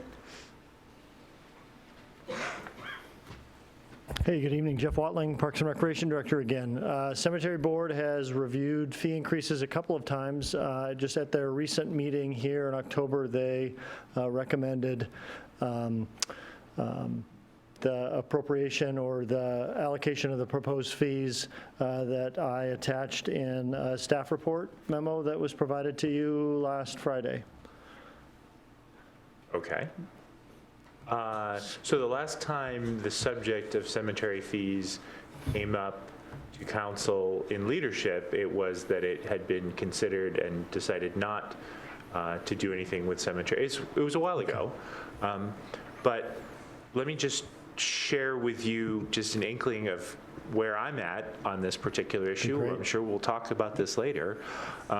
Hubert Humphrey, in November 1st of 1977, said the following: "The moral test of government is how that government treats those who are in the dawn of life, the children, those who are in the twilight of life, the elderly, those who are in the shadows of life, the sick, the needy, and the handicapped." And I would strongly suggest that we will be failing that test if we let two of those groups down. So we'll see how the conversation unfolds. We can move on. No, I was, Councilmember Ray? so earlier this year, back in the days when we had committees, Services and Safety took up the issue around cemetery fee increases. And we deferred it because we wanted to look at that in the context of a larger strategy that dealt with what was the long-term financial health of the city's owned cemeteries. And Jeff, I'm assuming that that's something that's going to be coming back to full council for, because there's baked into it, and I think this is where President Martz is going, baked into it are some very serious policy questions about how much subsidy does the city want to provide for the cemeteries that we own.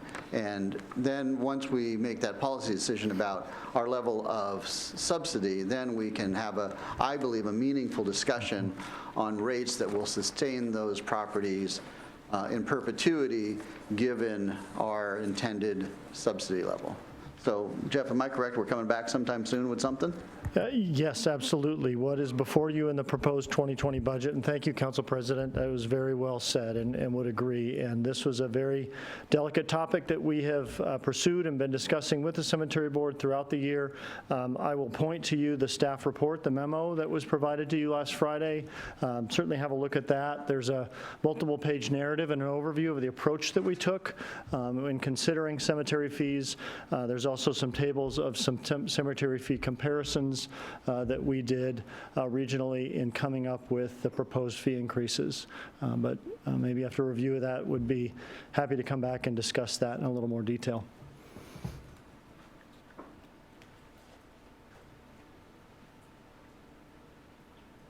Oh, Councilmember Hunt. But I did find the page in the budget book, 91. I guess if we're not going to talk about it, if you hadn't prepared to talk about it tonight, I think that it should be discussed for the sake of transparency if we're increasing a fee, which is the case in the budget for this.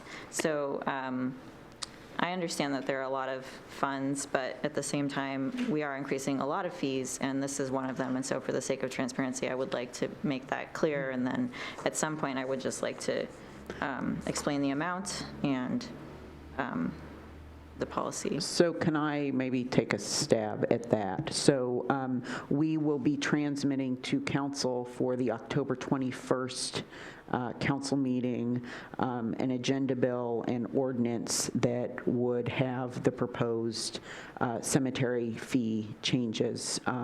That same council meeting, we will be transmitting an ordinance talking about the parks fees and the utility tax proposal. So there is going to be plenty of time at the October 21st meeting to discuss those fee proposals.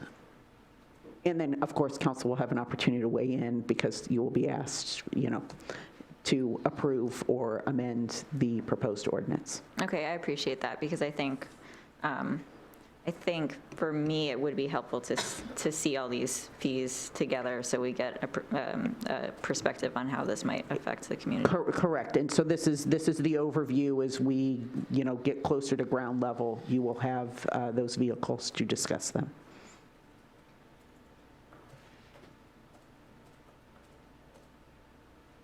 Okay, excuse me, transitioning on to the internal service funds. The first one we're going to talk about is the Fleet Services Fund. On the expenditure side, the Fleet Fund is down by $447,500, which is a 15% reduction over 2019. The Fleet Fund looked to deferring non-critical rehabilitation and replacement projects in 2020, and then the general fund share supported by the use of available fund balance is sort of what offsets that sort of that theme of buying some time to really look into this fund and the allocations and study it appropriately for the 2021. So those reductions are to do so. The allocation basis for this fund is done based on the historical cost of vehicle service, support, and fuel use. And so there's an operations element that gets allocated, and also starting to look at funds paying their share of the coming replacement costs of fleet and equipment as part of the cost allocation that goes into this fund.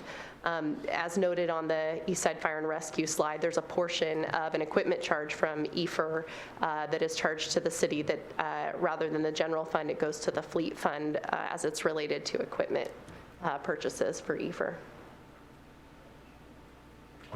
Councilmember Walsh.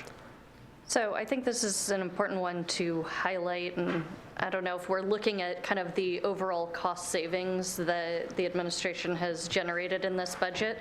I would like to call out things like this where we're deferring items that are necessary parts of doing business that will inevitably be costs later on. So I don't know how that comes out as maybe a highlighting of those types of costs, but that would be great to see. Yes, so the fleet fund, and you were not here for the budget process last year, and frankly, I wasn't here for the budget process last year, but the fleet fund was one that was highlighted as a fund that requires some unpacking. And is we were juggling competing priorities in the finance department this year. We did not get to that unpacking, but it is very much of a priority for next year. When I was at the council back in April and talked about some of the changes, one of the things that we're looking at is doing a reconciliation of our funds to understand what dollars are sitting in fund balance, what are not. This is one that is going to require some outside work to help us unpack it. And then we need to understand what dollars are in the fund balance, who they belong to, and then understand ongoing costs and allocate those to the various funds. So that is very much a priority for 2020. So good and I think that's fantastic work. What I would ask here then in the temporary is I'm just trying to evaluate what things are true cost savings and what things are cost deferments that we're just not doing. And so I'd like a high level sense of that. Councilmember Winterstein. I appreciate that, and I was thinking the same thing, and I think I may even said something like that yesterday, but one of the answers I got yesterday shifted my thinking a little bit. I just wanted to share that with you because it had to do with the positions. It's one thing to have, as we know, it's one thing to have a position, it's another thing to have it funded. It's actually very significant when it's not funded. And I was originally thinking when it was called freezing, we're going to freeze those. Okay, we're not really getting rid of that. We're just kind of moving it out. But my thinking has shifted on that. It's not funded. Those positions are not funded. And they'd have to come back and do an all new ask. To get those funded. So in that particular way, I was thinking of that as something that we're deferring, but I'm actually now looking at those non-funded positions as they're not funded. and it's not moving something down the road. We're just, which may be different than some other deferred things, I think, which you are getting to. But just wanted to share that with you.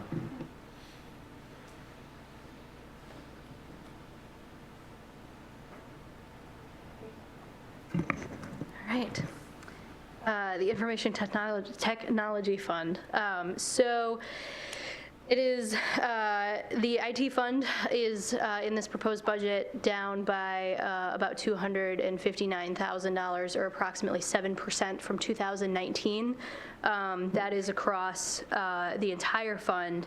The impact on the general fund specifically is a reduction of about $48,000, or approximately 2% from 2019.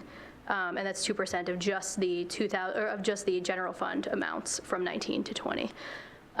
So we did get a couple of questions around how those cost allocations are determined, and a better understanding of what sort of buckets there are within the IT fund.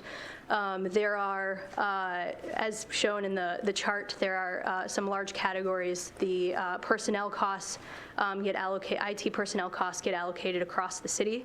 Along with those citywide shared costs, those that are split across the city, it is determined by the number of PC users in each department. The department-specific costs, and we'll have a few examples of these on the next slide as well, but the department-specific costs are projects that are primarily only used by one department. Those are charged directly to that department, which is why some of the IT allocations fluctuate year to year, that some of those one-time projects come in, they ebb and flow over time. There are also capital projects in here, along with a few operating projects that we identified earlier that we're planning to offset with some REIT dollars. The examples of some of these projects, so as we mentioned, that Munis reimplementation, there's also the Munis utility billing module implementation. That Perfect Mind software is a good example of a type of charge that's directly to a department. So that Perfect Mind software is used by the Parks and Recreation Department, so that's charged back to them in their allocation. O-Court software is new to 2020 and is primarily for the Municipal Court. And a few other examples like that. The Microsoft and Windows Server license and support, along with the printers and the phone systems, are good examples of services that are spread across the city. They're shared costs. The annual server replacement program is an example of a capital project, along with the electronic records management software. And those three at the bottom are those same projects identified earlier to be offset by REIT dollars. Councilmember Walsh.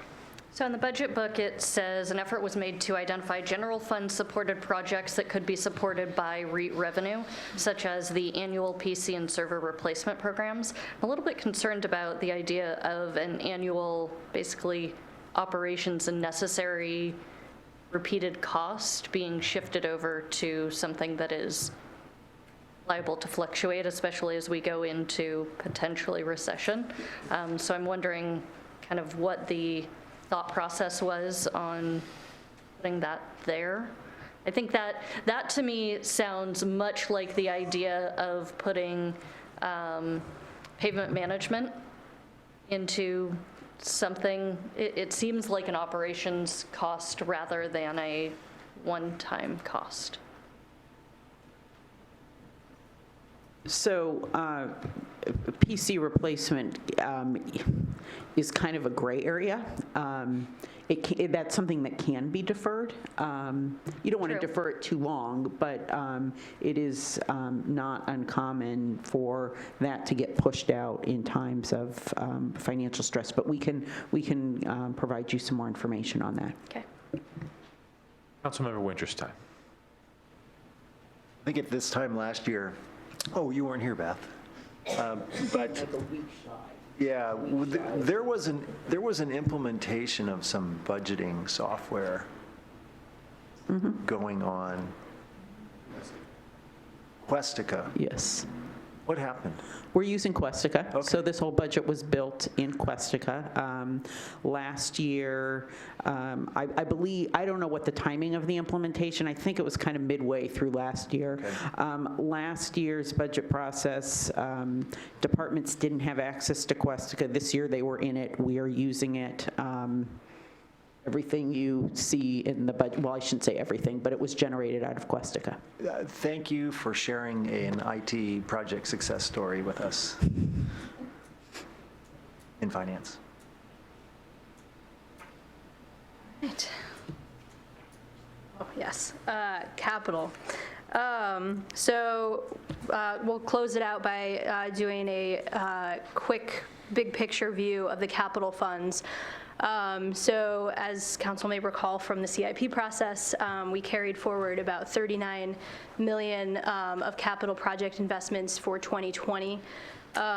This is a little bit different of a breakdown than we showed during the CIP, but the pay-as-you-go refers to the funds that are needed for a particular year, in this case 2020, are transferred within that year, as opposed to the debt that is of course financed over time. So the 2020 project list, about 30 million or 77% is pay-as-you-go, 4% is general fund supported debt, and 19% is utility fund supported debt. And so this is a relative. Simple clarification question. I haven't heard that phrase "pay as you go." Cash on hand, cash flow. Cash flow. Yeah, you're paying for a capital project with cash rather than debt financed. Right. Okay. It may be something we had in the bank or supplemented by cash flow. Correct, or utility rate revenues that were assumed to pay cash for a particular project. All right, thanks. So this should be somewhat familiar from the CIP process, a list of the 2020 project costs by asset category. I will close out with did you have a question? Sorry. Oh, I'm sorry. We've listed a few examples for each of these asset categories in technology and systems. We mentioned these earlier, the electronic records management software and that Munis reimplementation. In equipment, the sanitary sewer and storm pipe CCTV inspection van, and equipment. Facilities, this is just a few examples in there. And similarly with Parks and Recreation, those acquisitions. And along with transportation, there's the Northwest Sammamish Road Non-Motorized Improvement Project, the Pavement Management Program, and Southeast 43rd Way Signal Improvements, or Providence Point, and a sample of projects from each of the 3 utilities. All right, and with that, I'll pass it back to Beth for final considerations. So again, the overarching policy question is not going to go into that tonight, but I do want, if we could go to the next slide, to highlight where we're going next. So we are about ready to check off the second box on our journey towards November 18th. And what is coming next before you is the presentation by the departments on Monday of their work plans. And then the following week, October 21st, we've got the public hearing on the property tax levy that you approved that public hearing on the consent agenda last night.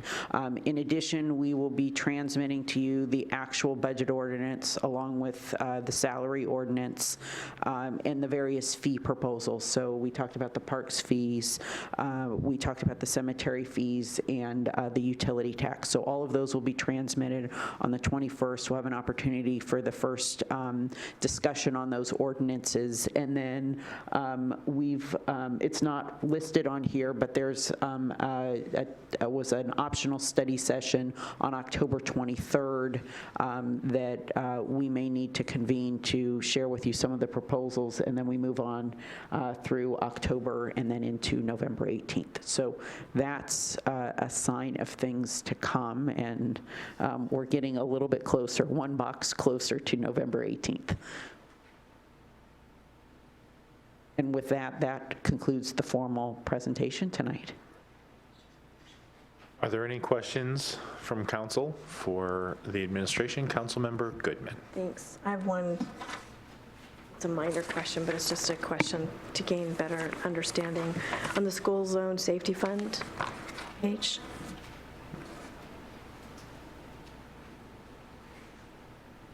thanks. So the capital projects that are proposed would be the two that are listed in the CIP, they total $1,060,500, and in here, they total $902,100. And I realize it's not a big difference, but I would just like to understand why the numbers aren't the same as they are in the CIP.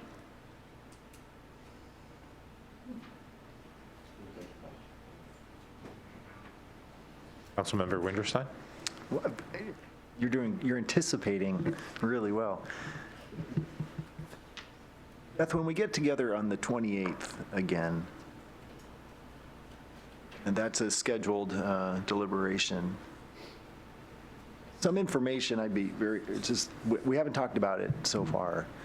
And it's more of a longer-term forecast. Now, I'll go back and look at the material you provided, I think, back in August.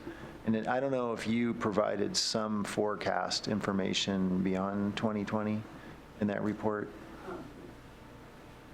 We did. We did an out-year projection, I believe, out 6 years. Okay, all right. Okay, so actually, I don't have a request right now. I'm going to go back and review that, and I'll follow up with you if I have any specific questions. Thank you. Other questions? Councilmember Goodman. We had questions about the real estate excise tax tonight, and you can quickly go back through several past budgets and see a history of what we've collected. I thought we recently, like in the last few months, I thought we saw a chart that showed that revenue by year going back several years.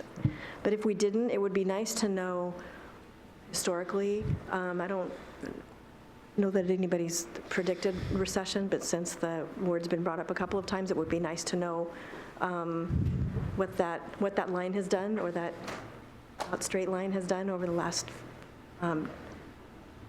many years. Yeah, and we have that data. I believe the low point, if I'm remembering correctly, was like in the high 1 million range, but that's, you got to go back to Great Recession territory for that, but we can pull that for you. Yeah, I see 2010 at 1.5, which is the lowest I saw, but it's not complete information. Yeah. Not all the adopted budgets have it in. Yeah, we can pull that for you. Thanks.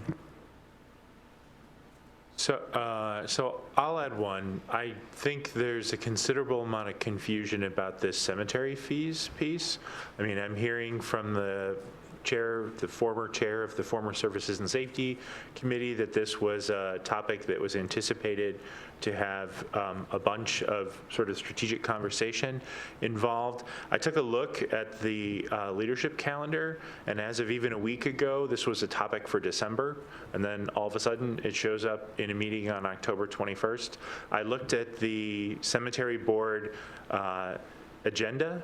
I didn't see anything on the cemetery board agenda for October that would have led me to believe that they were considering a fee increase. So I think that there's some conversations and some blocking and tackling to occur, perhaps necessary ahead of that October 21st conversation. Other questions and comments? Going once? Oh. Council Deputy President Batiste. Just to clarify that, so we have some information, and this may not be the last set of information, but in the minutes for Services and Safety, this was AB 7723, and it was a cemetery fee increase. I think Councilmember Ray spoke to this a bit earlier, but it looked like it was to come. This was basically the, sorry, lost it. 3.0, in support of delaying the cemetery fee increase, so any increase can be considered in the context of the cemetery management agreement and revenue plan, scheduled to be finalized this summer and returned to council on April 1st on consent. And this was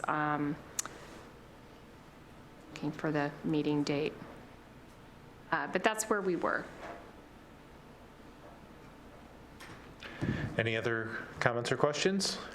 Once again, I want to thank city staff and administration for putting together a lot of information for us to cover in just a little over 2 hours. So, we thought this was going to take 6 across 2 days, and it took us 4.5, which is pretty good.